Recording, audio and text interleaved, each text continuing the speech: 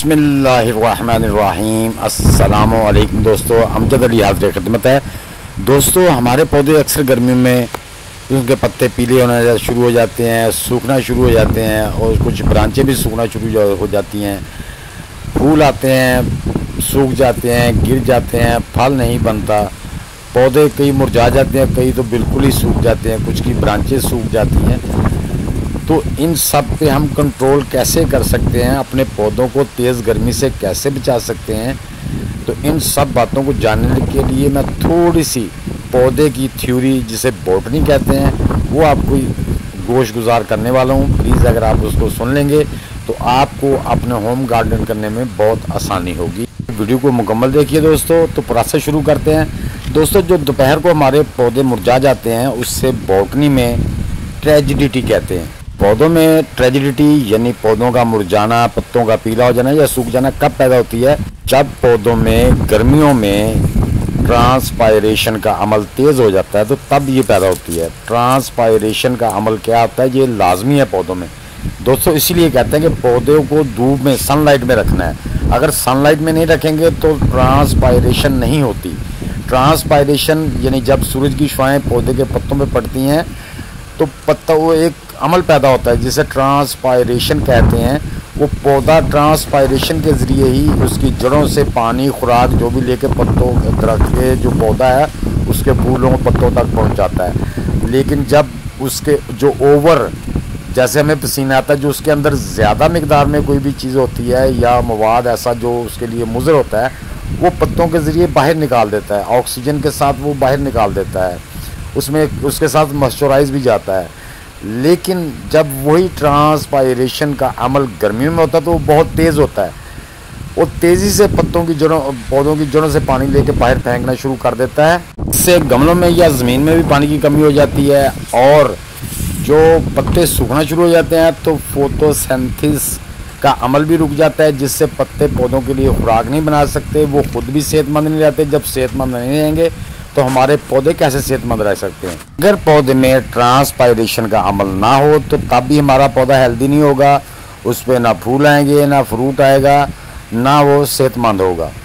तो इस जो गर्मियों में ट्रांसपायरेशन का अमल है, इसके दबाव को कम करने के लिए हम अपने पौधों के लिए क्या कर सकते हैं कि हमारे पौधे हरे भरे रहें, उन पर फूल भी आएँ और फल भी बने।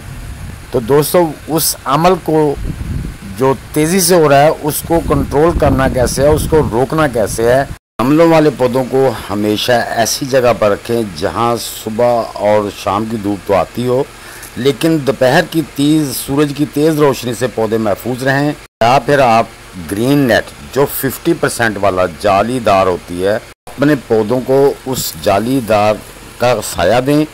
उससे यह था कि कुछ रोशनी को वो गुजरने देता है। ये पौधों को ज़रूरत से ज़्यादा सूरज की रोशनी से बचाने में मदद करता है। सूरज की तेज रोशनी से पत्ते जो सनबर्न पैदा होता है, पत्ते ब्राउन हो जाते हैं, वो नहीं होते। इसके बाद नंबर 2 पे दोस्तों आपने क्या करना है कि आपके गमले, जो पौधे गमलों में हैं वो या जो ज़मीन में है, उनमें मल्चिंग ज़रूर करनी है। मल्चिंग कम से कम 2 से 3 इंच मल्चिंग करनी है। आप इसको राइस स्ट्रा से या भूसे से या सूखे पत्तों से या जो लकड़ी के छिलके होते हैं उनसे भी ये कर सकते हैं। मल्चिंग से आपके पौधों में 2 फायदे होंगे। एक तो पानी बुखारात बन के नहीं उड़ेगा। दूसरे नंबर पे सीधी धूप आपके पौधे पे नहीं पड़ेगी। पौधे के जो रूट्स हैं, फीडर रूट्स हैं, वो डैमेज नहीं होंगे, वो सही तरीके से काम करते रहेंगे। इसलिए मल्चिंग दोस्तों बहुत ज़रूरी है। नंबर 3 पे दोस्तों पानी आपने सुबह सूरज निकलने से पहले, जब जो ठंडा मौसम है उसमें आपने पानी लगाना है पौधों को। दूसरी बार शाम को लगाना है और हो सके तो दिन में भी अपने पौधों को 2-3 बार शावर दे दें, जिससे अंस्पायरेशन का अमल है उसमें कमी पैदा होगी। पत्ते जो है ना वो पानी पत्तों के ज़रिए भी ले लेंगे, जिससे हमारे पौधे सरसब्ज़ रहेंगे और गर्मी से बचे रहेंगे। ऐसा कि ये मेरे आप पुदीने का बास्केट देख रहे हैं, ये धूप में पड़ी हुई थी, मेरे पास जगह नहीं थी कि इसको शेड एरिया में कर दूं, तो ये मेरा पुदीना सारा जल गया। इसकी कुछ रूट्स अभी हरे थे, मैंने इसको शेड एरिया में रख के पानी देना शुरू किया। अल्हम्दुलिल्लाह उसमें से जो है ना नए शूट्स निकलना शुरू हो गए हैं। तो दोस्तों इतना फ़र्क पड़ता है। तो उसके बाद आपने क्या करना है, उसके बाद आपने पेस्ट कोटिंग भी करनी है, अपने पौधों की देखभाल करनी है कि उन पर किन इंसेक्ट वगैरह का तो हमला नहीं हो रहा, और उस पर ज़रूरत के मुताबिक स्प्रे भी करनी है। तो पानी का दोस्तों ख्याल रखना है। पानी आपने पौधे की ज़रूरत के मुताबिक ही देना है, जिस पौधे को जितनी ज़रूरत है उतना ही देना है। पानी ना ज़्यादा देना है ना कम देना है। और दिन के टाइम जो अगर आप शावरिंग करते हैं उससे आपके पौधे ज़्यादा हेल्दी रहेंगे। लेकिन तेज़ गर्मी में दोस्तों फ्रूट पौधों पे कम ही लगता है, बहुत कम। जैसा कि मैंने आपको दिखाया, मेरे बैंगन के 1-2 पौधों पे 1-1, 2-2 बैंगन लगे हुए हैं, या भिंडी इस मौसम में फल देते। बाकी तकरीबन तमाम सब्जियां जो होती हैं वो कम हो जाती हैं।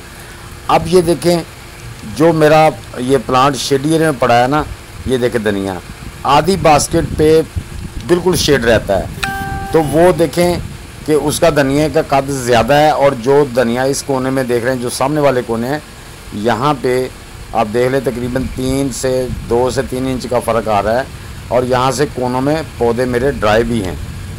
तो दोस्तों ये चीज़ें वजह होती हैं। अगर आप पौधों को ये चीज़ों का ख्याल नहीं रखेंगे तो आपके पौधे गर्मी में बर्न हो जाएंगे, सन बर्न हो जाएगा, जिससे आपके पौधे जो है ना बीमार पड़ सकते हैं। मिट्टी में मुनासिब नमी बनी रहनी चाहिए, मॉइस्चराइज बना रहना चाहिए। उसके लिए आपको कोशिश करनी है। लेकिन जो टॉप रूफ गार्डन है उनके लिए बहुत ही मेहनत करनी पड़ती है दोस्तों। तो इन बातों पे अमल करते हुए आप अपने पौधों को सन बर्न होने से बचा सकते हैं, तेज़ गर्मी से बचा सकते हैं। जैसे ही जून का महीना गुजरेगा, जुलाई आएगा, मौसम में मॉइस्चराइज हो जाएगा, बारिशें शुरू हो जाएंगी, तो फिर आपके पौधों को इतनी ज़रूरत नहीं है। लेकिन जैसे ही गर्मी की शिद्दत ख़त्म हो तो आपने ग्रीन नेट हटा देना है, ग्रीन नेट नहीं लगा रहना। फिर आपके पौधों में वो जो इंस्पायरेशन नहीं अच्छे तरीके से होगी तो आपके पौधों पर फिर भी फ्रूट नहीं बनेगा। तो उम्मीद करता हूं दोस्तों मेरी ये छोटी सी वीडियो आपके लिए हेल्पफुल साबित होगी। वीडियो अच्छी लगे तो लाइक और शेयर कर दें। नए दोस्त भी वीडियो को लाइक, शेयर और चैनल को सब्सक्राइब करके बेल आइकन को दबा दें, ताकि हर नई वीडियो की तरह आपको टाइम टू टाइम मिलती रहे। तो दोस्तों मिलते हैं इंशाल्लाह नेक्स्ट वीडियो में। तब तक के लिए आप सब दोस्तों को अल्लाह हाफिज़, वस्सलाम।